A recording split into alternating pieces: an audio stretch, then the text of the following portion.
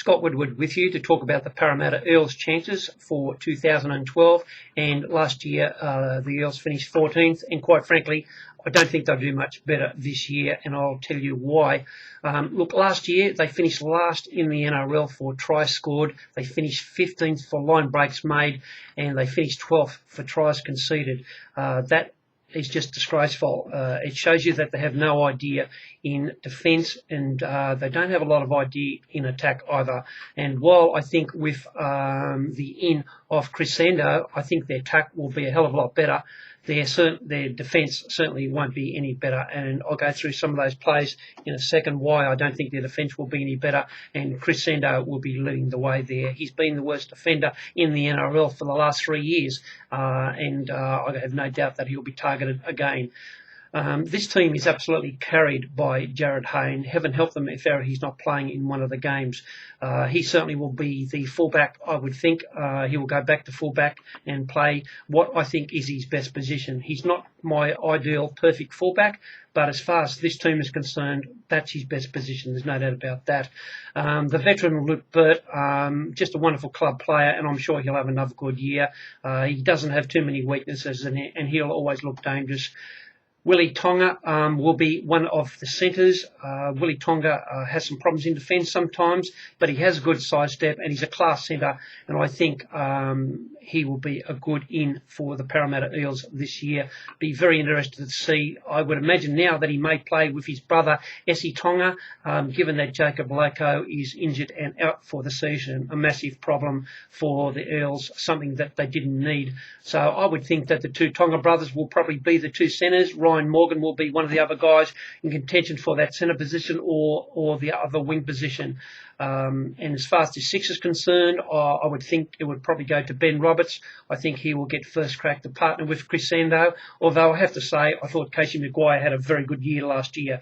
But we're talking about Burt, the two Tonga brothers, and probably Ryan Morgan, Ben Roberts and Sandow as the back line. And I have to tell you, none of those guys are good defenders. It is a very, very ordinary defensive back line. And while I think there's a lot of opportunity to make a lot of breaks and score tries there, I think that they will concede more than what they make. And that's going to be the biggest challenge for the coach.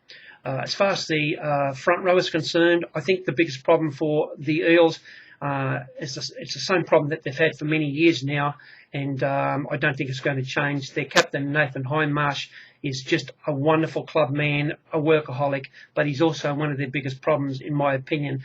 He keeps playing second row. I think the way he plays and he demands the ball and he hits the ball up, he should be playing in the front row. You can't be a running second rower and make a million tackles and demand the ball, take the ball up and dive with the ball all the time.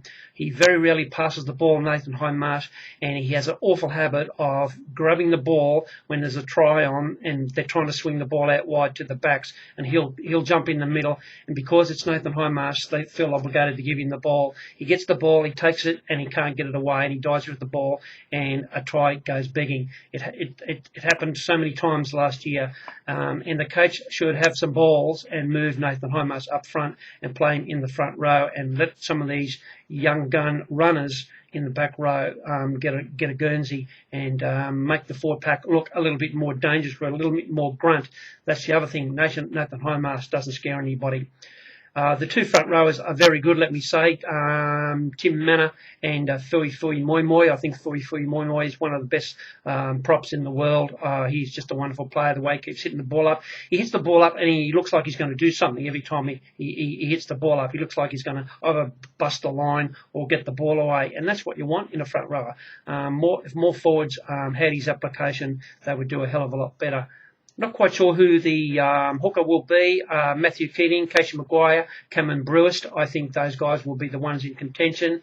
The back row with Nathan Hindmarsh, Justin Horo, Lasalo, one of the young guns, Matthew Eisenhuth. I think he'll be in contention. There's a big rap on him. I would like to. He'd be one of the guys who I'd like to see come in and replace Nathan Hindmarsh. Reni Matua is a world-class player. There's no doubt about that, and he certainly should be the lock forward, and he should play long minutes. He's a guy that can make busts, and he can also set tries up. Very, very clever player, Reni Matua. Looking forward to a good season with him. So very interested to see what the coach does here with this forward pack. They don't have any stars on the bench. We're talking about guys like Justin Paul, Mitchell Allgood, who has yet to pass the ball, I think. Ben Smith, Tautai, Shane Shackleton. We saw a bit of Pat O'Hanlon last year. I'd like to see more of him in 2012. Joseph Paulo will be another guy off the bench. They've brought in John Mannah from the Sharks. Interesting to see if the Zip Marvin Barber gets a run. Some of the promising guys, Daniel Panesse, Rory Bryan. These guys have shown a lot of promise in the Toyota Cup, and you don't have to be that good to get a run in this Parramatta team. They were very ordinary last year, and while there's a lot going to depend on their 6 and 7, Ben Roberts and Chris Sandow, I'm not a fan of either. I think both guys have got immense ability, but they just do too many things wrong for me. They don't talk, they don't kick tactically, they haven't got a good passing game, and if you're going to be playing in crucial position like 6 and 7, you need to be a lot better than that. They're both individualist players, and they're not good at setting teams up, and that's what I want my 6 and 7 to do. So for me, Chris Sandow, I think he's going to be a flop. I think the money that they paid for him was ridiculous. Good luck to him. Seems a nice kid. If he can bank that money and buy himself a couple of houses, good luck to him. But I don't think it's going to be the answer for Parramatta. They need to do something with Nathan Hindmarsh. Be interesting to see if he gets re-signed again, and they need to get some structure going. And when they get to the line, they need to have someone who can organise the backs and get the ball to guys coming through like Jarryd Hayne and give him more room, give him more options. He certainly didn't get that last year. So for me, look, I think Parramatta will finish close to last and first. They had a poor year last year, and I can't see it getting much better in 2012. Bad luck if you're an Eels supporter, maybe next year.